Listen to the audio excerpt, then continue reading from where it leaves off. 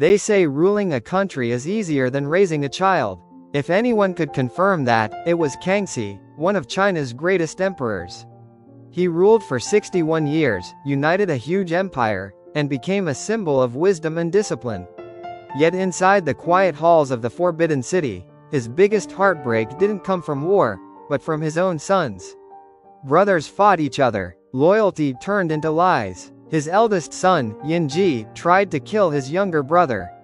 The second son, also the crown prince, Yinring, plotted against his father. His third son, Yinti, was filled with deceit. And his fourth son, the future Emperor Yongzheng, was cold and ruthless toward his siblings. For a man who mastered everything else, Kangxi failed at the one thing closest to his heart, raising virtuous sons. And the root of that failure? One lesson he never taught: respect for teachers and humility in learning. Today, we'll explore 3 moments from Kangxi's life: his hope in raising a perfect heir, the curse of the crown prince, and the mistake that turned fear into a family legacy. Welcome to Ancient Wisdom for Modern Parents, where history teaches lessons you can use today. Section 1. The Emperor's Hope. Kangxi became emperor at just 8 years old. He learned fast, faster than any child should. He fought rebellions, studied endlessly, and vowed that his own children would never grow up in fear or weakness like he did. So when his sons were born, he promised to raise them into the most disciplined, learned princes in China. And disciplined, they were. Life as a prince was intense. In Kangxi's time, being a tutor to the crown prince or any prince was incredibly demanding. The princes studied almost year-round. Every day included reading, writing, horseback riding, and archery. Even birthdays were not days off. Let's look at a typical day for the princes. 3 a.m. to 5 a.m. Early reading in the Maoqian Hall, while the palace still slept. 5 a.m. to 7 a.m. Tutors delivered new lessons. 7 a.m. to 9 a.m. Kangxi personally checked their work after morning court. 11 a.m. to 1 p.m. Lunch. Afternoon. More memorization and lessons. 3 p.m. to 5 p.m. Kangxi inspected their studies again, listening to poetry and recitations. After that, martial arts practice. Guards set up archery targets, and the emperor demonstrated techniques himself.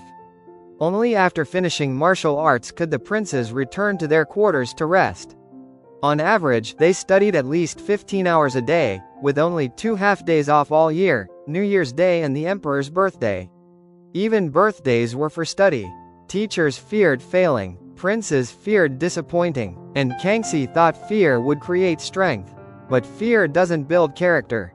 It hides it. Section 2. The Perfect Heir That Never Was. Under Kangxi's strict regime, the sons became accomplished scholars and warriors.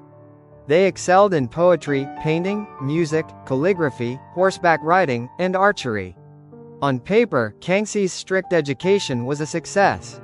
To Kangxi, one son shone brighter than the rest: his second son, Yinring, son of the late empress. Bright, confident, adored. At just 2 years old, he was made crown prince, a symbol of certainty and love.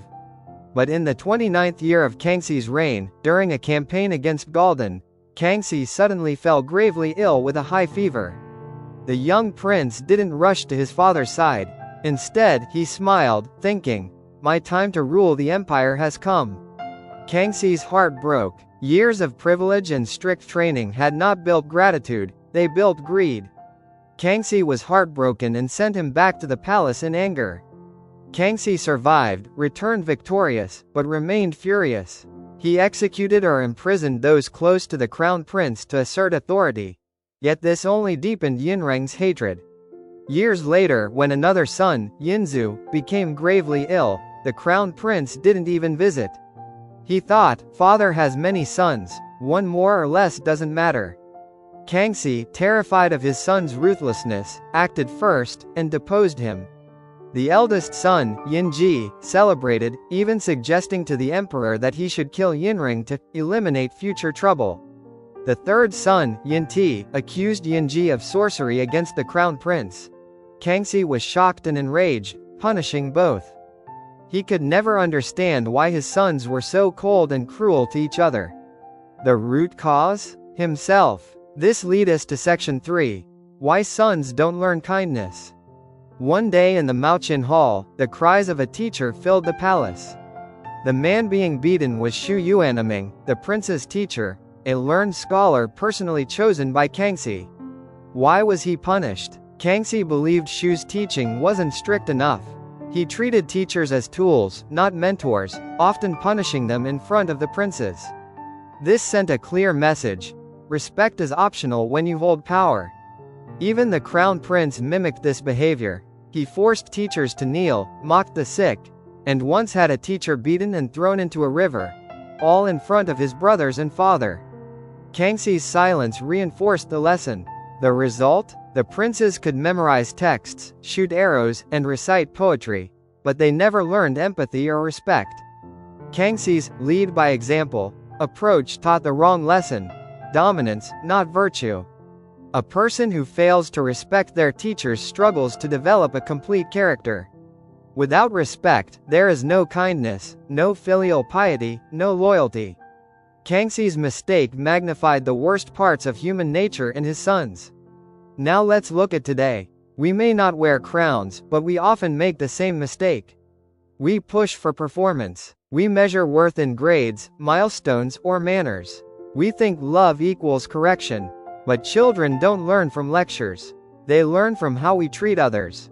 When they see us thank a barista, apologize to a helper, or speak kindly to a teacher, they absorb that deeper than any lesson. Respect can't be commanded. It must be modeled, even when no one is watching. When your child makes a mistake, pause. Don't correct with anger. Guide calmly. Show them what Kangxi's palace lacked: safety and imperfection. Next time you're tempted to raise your voice, remember Kangxi, an emperor who could rule a nation, but not the hearts of his children. You cannot rule a heart. You can only reach it. If you enjoyed this story, hit subscribe and join us, so you can turn more ancient wisdom into modern parenting wins.